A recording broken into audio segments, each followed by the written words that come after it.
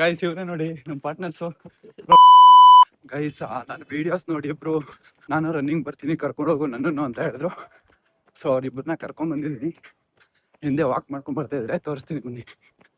Guys ಇವ್ರೆ ನೋಡಿ ನಮ್ಮ ಪಾರ್ಟ್ನರ್ಸು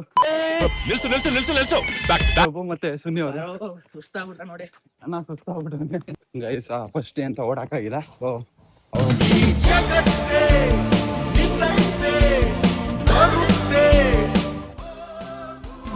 ಗೈಸ್ ಫೈನಲಿ ಆಯ್ತು ನೋಡಿ. ಫುಲ್ ಸುಸ್ತಾಗ್ಬಿಟ್ಟವ್ರಣ್ಣ. ಈ ಲೋಫರ್ ನನ್ ಮಕ್ಳು ಇವ್ರಿಬ್ರು ಸೇರ್ಕೊಂಡು ನಮ್ಮ ಹೊಟ್ಟೆ ಎಷ್ಟು ಉರ್ಸ್ತಾವ್ರು.